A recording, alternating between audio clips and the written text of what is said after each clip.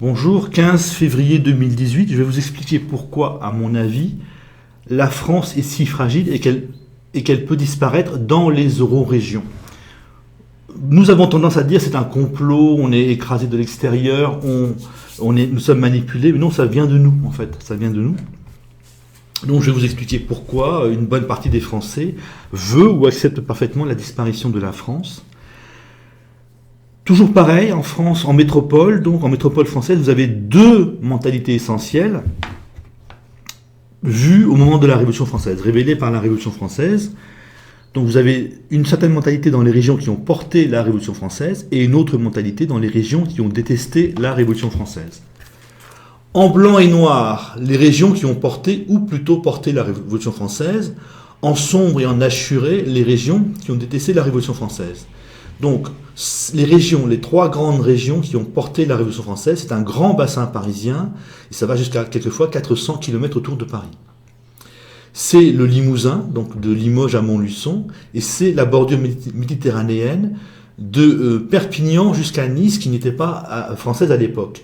Les régions où l'on a détesté la Révolution française, bien sûr en tendance, c'est autour de Lille, autour de Strasbourg, autour de Lyon et en dessous, autour de Toulouse, de Bordeaux et autour de Rennes.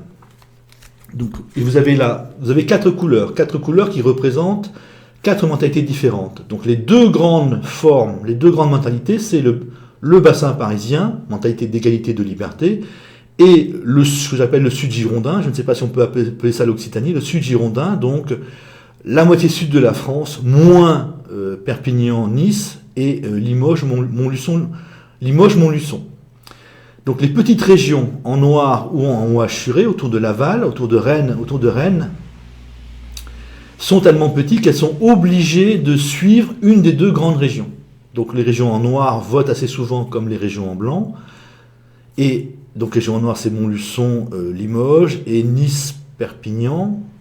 Et les régions en hachuré, donc autour de Rennes, votent assez souvent comme les gens du sud, de la moitié sud, du sud girondin. Donc la moitié sud, moins Marseille, moins Nice, Perpignan et Limoges, Montluçon. Donc, ces régions-là, donc les régions qui ont détesté la Révolution française, ces régions-là ont une mentalité allemande. Elles ne sont plus catholiques depuis à peu près, ça a commencé en 1965.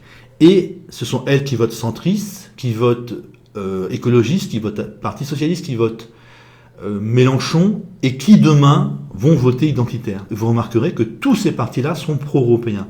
C'est-à-dire que déjà c'était le cas avant quand ces régions-là étaient catholiques, mais depuis qu'elles ne sont plus catholiques, leur moteur électoral, ce qui les fait le plus voter, ce n'est pas la pauvreté, c'est l'immigration, mais c'est autre chose. C'est donc l'arrimage à l'Allemagne. Vous avez des régions françaises qui veulent, où la majorité des électeurs veut obsessionnellement s'arrimer aux Allemands. Donc c'est un facteur de disparition de la France, qui vient de nous-mêmes. Vous allez en Bretagne, normalement, vous devriez assez facilement rencontrer des gens qui se plaignent de la France, qui vous disent qu'ils n'aiment pas la France. Donc déjà, sur 40% du territoire métropolitain, la majorité des électeurs votent pour un parti pro-allemand, pour un parti qui veut dissoudre la France dans un ensemble européen, en acceptant parfaitement la soumission à l'Allemagne et en voulant la régionalisation. Donc même les identitaires sont sur ce modèle-là. Les identitaires ne haïssent pas la France, mais leur rêve, c'est tout de même une Europe blanche. C'est-à-dire que ça n'est pas fini, que la fin de la France, ils la portent avec eux pour longtemps. Et même dans les régions qui ont fait la Révolution française, dans les régions qui sont en quelque sorte, qui ont été le moteur de la Révolution française, qui ont été le moteur du patriotisme français, vous avez un peu ce même scénario. Donc par exemple, aujourd'hui, c'est la droite. La droite, normalement, ce sont les cadres et les retraités des régions qui ont porté la Révolution française. Donc autour de Paris et autour, largement autour, de Limoges à Montluçon et de Perpignan à Nice. Donc dans ces zones-là, normalement, beaucoup de gens âgés, beaucoup de cadres votent pour la droite. Et vous pouvez constater que la droite aujourd'hui, en 2018, est fanatiquement pro-allemande, veut obsessionnellement s'arrimer aux Allemands, alors qu'il y a 50-60 ans, la droite était patriote. C'est-à-dire que même dans les régions qui ont fait la Révolution française, on peut ne pas être patriote, ça ne pose aucun problème. Des gens normaux, sans aucune conviction, sont tout à fait prêts, donc c'est le cas de la droite, à faire disparaître la France. Et si vous regardez les ouvriers, les employés qui, en 2017, ont beaucoup voté Le Pen-Philippot, eh bien, les ouvriers, les employés, il y a 50-60 ans, étaient beaucoup communistes.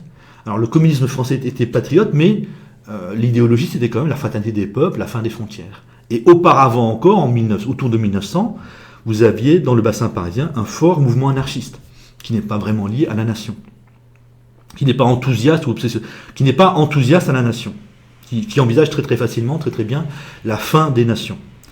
Donc même dans les régions qui ont fait la Révolution française, la mentalité d'égalité fait qu'on peut se coller aux Allemands si on y trouve intérêt, ou si on est dans une période de rêve, comme la période anarchiste ou la période communiste. Ça veut dire que le patriotisme français n'existe pas de façon naturelle. Et que la France, donc, est très très fragile. S'il n'y a aujourd'hui que les ouvriers, les employés des régions qui ont fait la Révolution française pour défendre la France, eh bien, ils sont assez fragiles, ils sont même minoritaires électoralement. L'avenir, donc pour le moment, en 2017, c'est l'alliance de la droite, du centre, droite Fillon, centre Macron, et la gauche Mélenchon. Mélenchon n'a pas appelé à voter Macron, mais son électorat a beaucoup voté pour Macron. Donc c'est l'électorat girondin, les deux électorats girondins, donc Macron et Mélenchon, ont voté pour l'Europe, et l'électorat de droite a voté pour l'Europe, donc pour la disparition de la France.